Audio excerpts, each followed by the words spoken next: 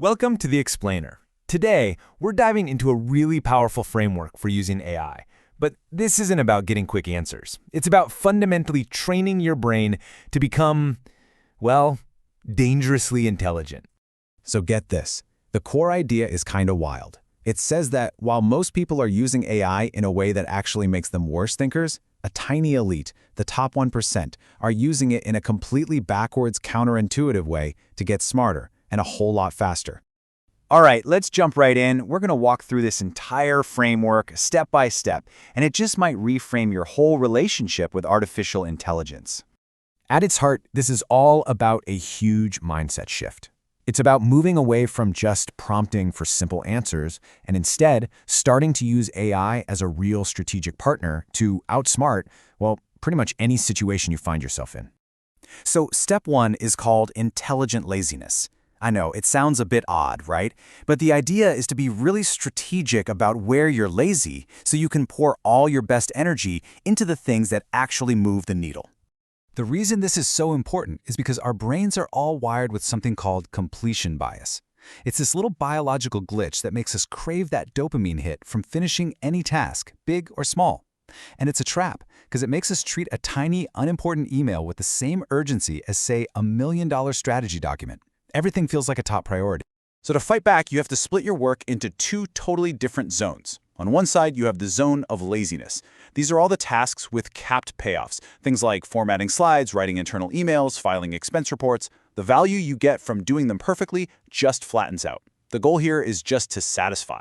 Good enough is the new perfect. But on the other side, that's the zone of obsession. These are the tasks with uncapped payoffs. Think product design, a crucial customer interaction, finding the right co-founder. Getting just 1% better here can literally change everything. This is where you pour your soul into the work. And for that first zone, the lazy one, you can use something called the D.R.A.G framework to just hand those tasks off to AI.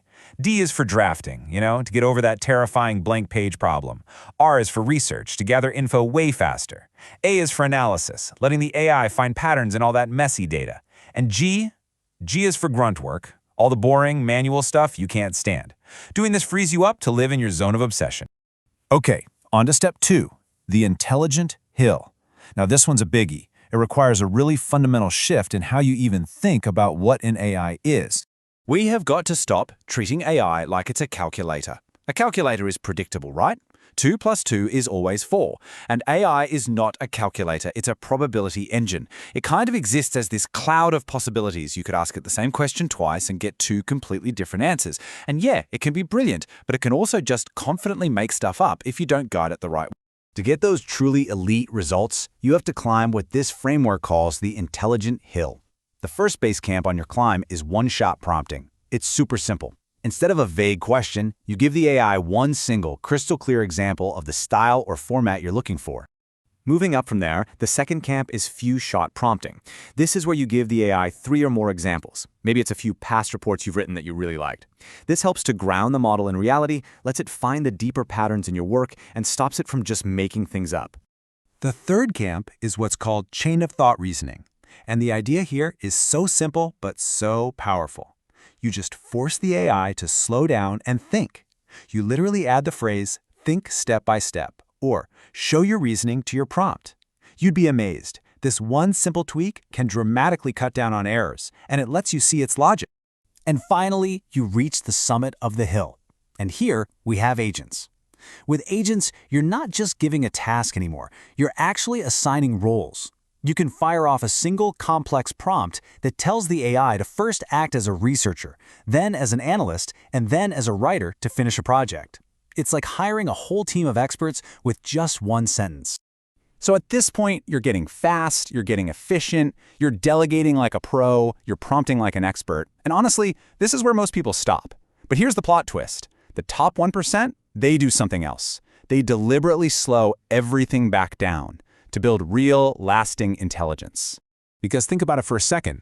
If you only use AI for convenience, you run the risk of mental atrophy. It basically becomes a wheelchair for your mind. And you know what happens if you sit in a wheelchair you don't need, right? Your muscles weaken. AI can be like zero gravity for your brain. No friction, no load, and in the end, no growth.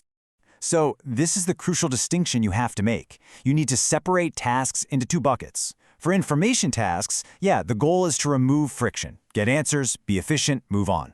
But for transformation tasks, the ones where you need to get smarter, the goal is the exact opposite.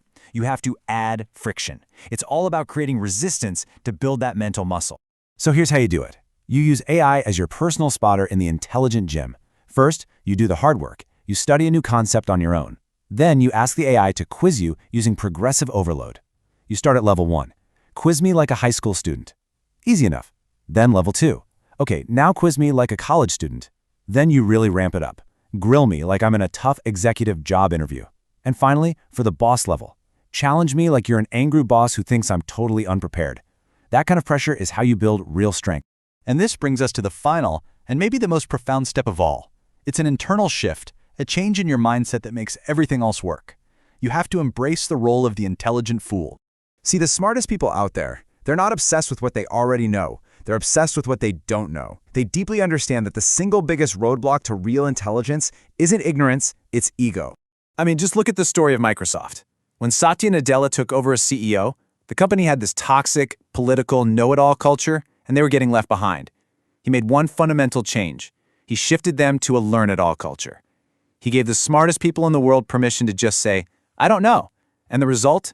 The company's value exploded, 10 times over, from $300 billion to more than $3 trillion. Neuroscience actually backs this whole idea up. Our brains physically rewire themselves through a process called neuroplasticity. But here's the catch. It only happens at the very edge of our ability. It happens when we're struggling, when we're making mistakes, when we're feeling that discomfort. So if you don't feel a little bit stupid, you're probably not actually learning anything. And this really is the ultimate point of it all. The greatest gift of intelligence isn't just accumulating more facts. It's the freedom to stop pretending to know everything. It's about that journey, traveling far and wide with your knowledge, only to return to yourself and just fully accept who you are, knowledge gaps and all. That's the truest form of intelligence. So the question I want to leave you with is this. AI gives you the ultimate safe space to be a beginner again, to ask all the simple questions you've been too embarrassed to ask another person. So what will you dare to learn by having the courage to play the fool?